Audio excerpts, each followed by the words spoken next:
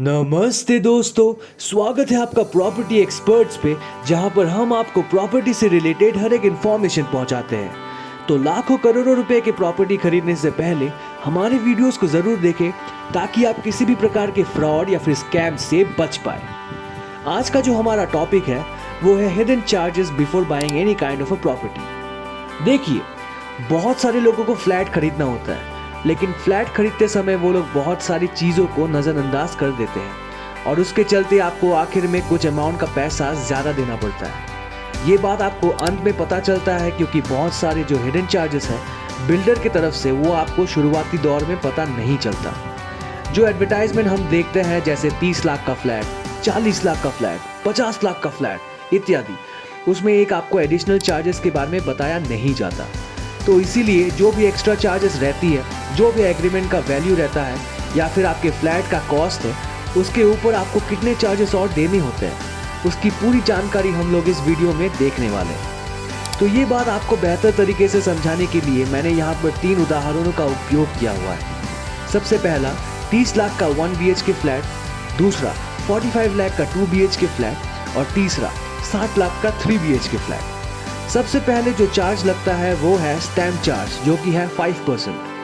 अगर फ्लैट 30 लाख का है तो आपका स्टैम्प ड्यूटी होगा उसका 5%, जो कि है 1.5 लाख रुपया। फ्लैट जब 45 लाख का होता है तो उसमें स्टैम्प ड्यूटी 2.25 लाख का होता है और 60 लाख के फ्लैट का स्टैम्प ड्यूटी का अमाउंट 3 लाख होता है। उसके बाद जो आता है वो है रजिस्ट्रेशन चार्ज, जो कि 1 से 1.1% के आसपास होता है। उसके मुताबिक देखा जाए तो 30 लाख के फ्लैट के लिए रजिस्ट्रेशन फीस है 30,000 रुपया, 45 रुपीज़ के फ्लैट के लिए रजिस्ट्रेशन फीस है 45,000 रुपीज़ और 60 लाख के फ्लैट का रजिस्ट्रेशन फीस है 60,000 रुपीज़। उसके बाद जो आता है वो है GST चार्जेस। तो GST के लिए आपको कुछ बातें ध्यान में रखनी होगी। GST सिर्फ अंडर कंस्ट्रक्शन प्रॉपर्टी के ऊपर ही लागू होता है। अगर आपकी property ready to move in या फिर आप रीसेलेबल प्रॉपर्टी परचेज कर रहे हो या फिर जिस प्रॉपर्टी का कंप्लीशन सर्टिफिकेट बिल्डर को मिल चुका है तो उस पर GST लागू नहीं होगी। लेकिन आप अगर अंडर कंस्ट्रक्शन प्रॉपर्टी परचेज करते हैं तो आपको GST देना ही पड़ेगा। लेकिन उसमें भी एक कंडीशन है, जो अफोर्डेबल हाउसिंग है, यानी कि जिस प्रॉपर्टी का प्राइस 45 लाख के नीचे और जिसका 60 स्क्वायर मीटर से कम होता है, तो वहाँ पे आपको 1% GST देना होता है और जो 45 लाख के ऊपर का प्रॉपर्टी है उस पर 5% GST देना होता है। तो उसी से देखा जाए तो 30 लाख के जो फ्लैट है उस पर अफोर्डेबल हाउसिंग में आता है और उसका GST चार्जेस 30,000 होता है। हालांकि 45 लाख और 60 लाख के फ्लैट में आपको 5% के अनुसार 2,25,000 रुपये और 3 लाख रुपए का GST देना पड़ता है। ये चार्ज आपको स्टैम्प ड्यूटी और रजिस्ट्रेशन के अलावा देना पड़ता है। उसके बाद आता है पार्किंग चार्जेस। बहुत सारी जगह पर पार्किंग नहीं रहता है, इसीलिए बिल्डर जो है पार्किंग अलग से बेचता है। सियाना आदमी ओपन पार्किंग का 1 लाख करीब लेते हैं और क्लोज पार्किंग का 2 लाख रुपया लेते हैं। उसके बाद आता है मेंटेनेंस डिपॉजिट।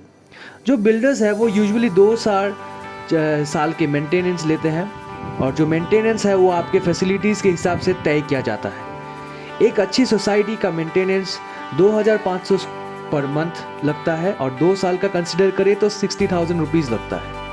उसके बाद आता है प्रेफरेंशियल लोकेशन चार्जेस। ये एक बहुत ही इंपॉर्टेंट टर्म है। आप जब भी फ्लैट को विजिट करने के लिए जाते हैं तो बहुत लोगों के अलग अलग डिमांड्स रहते हैं, जैसे front parking face, sea facing flat etcetera. उसके लिए कुछ एक्स्ट्रा चार्जेस देने पड़ते हैं और ये चार्जेस 50 रुपीज़ पर स्क्वायर फीट से 500 रुपीज़ पर स्क्वायर फीट तक भी लागू होता है। उसके बाद आता है MACB और लीगल चार्जेस, जो कि लगभग 70,000 से 1,30,000 तक पे करने पड़ सकती है। तो इसी तरह अगर हम लोग टोटल चार्जेस कंसिडर करें तो 30 लाख का फ्लैट का टोटल चार्ज होता है 35,65,000, 45 के फ्लैट का एक्स्ट्रा चार्ज है 53,80,000 और 60 लाख के फ्लैट का एक्स्ट्रा चार्ज है 70,80,000। यहाँ पे इम्पोर्टेंट बात यह है कि जो भी आपके फ्लैट का प्राइस है उसके ऊपर मिनिमम 15 to 20% पे एक्स्ट्रा करना होता है। तो जब भी आप कोई भी एडवर्टाइजमेंट देखे कि कोई प्रेफर्ड प्रॉपर्टी जिसका रिटर्न प्राइस 15 से 20% एक्स्ट्रा, उससे एस्टिमेट कर लिया जाए। एक अंदाजा आपको मिल जाएगा कि उससे आपको कितना एक्स्ट्रा चार्जेस देना पड़ता है। इन सब के बावजूद एक और कॉस्ट रहती है जो कि है इंटीरियर कॉस्टिंग, जिसमें आपके घर का looks, furniture, modular kitchen etcetera वगैरह होता है। Thank you so much for watching.